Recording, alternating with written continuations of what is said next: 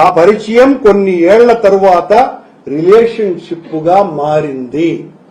ఈ ప్రయాణంలో నాయుడు గారి వలన సుఖం సంతోషం తోడు లేకపోగా అనేక అవమానాలు ఆర్థిక ఇబ్బందులు పడ్డాను, ఇంకా పడుతూనే ఉన్నాను.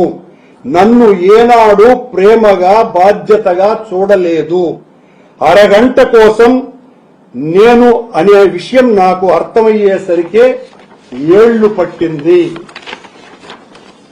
నాయుడు గారు నన్ను బాగా చూసుకుంటాను, ప్రపంచంలో అందరికంటే నువ్వంటేనే ప్రేమ, నన్ను వదిలేయొద్దు అని కళ్ళనీళ్లు పెట్టుకుంటే నమ్మి ఈ రిలేషన్షిప్ స్టార్ట్ చేశాను. నాకు ఒకే కూతురు, ఆ అమ్మాయి 16 సంవత్సరాలుగా SLE సిస్టోని లూప్స్ ఏంటది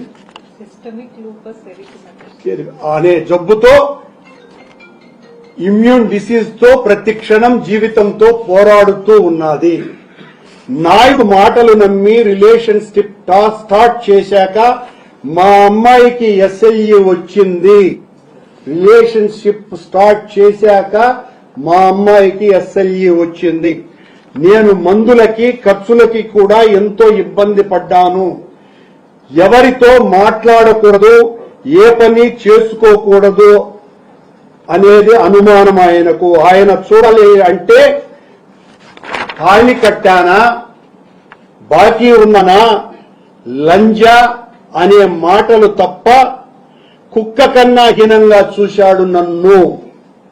అన్ని అవమానాలు బాధలు భరిస్తూ కూడా ఎవ్వరికి ఏమీ చెప్పుకోకుండా రోడ్డున పడకుండా ఇప్పటి వరకు గడుపుతూనే ఉన్నాను.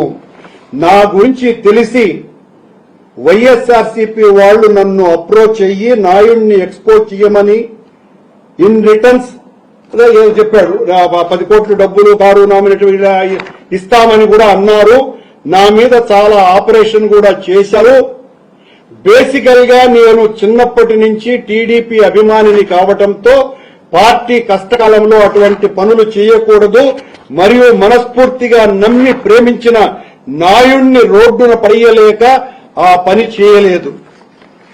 దేవుడు వాణ్ణి శిక్షిస్తాడు అనుకొని సర్దుకొని పోయాను.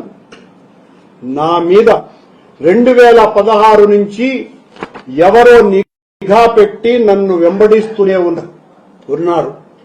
ఒకే వ్యక్తి పేరు వేరు ప్లేసెస్ లో కనిపిస్తూ నన్నే చూస్తూ ఉంటాడు. నన్ను హైదరాబాద్ విడిచి వెళ్లమని లేదంటే చంపేస్తామని కూడా బెదిరించినారు. ఇందులో కూడా నాయుడు నాకు ఎలాంటి హెల్ప్ చేయలేదు.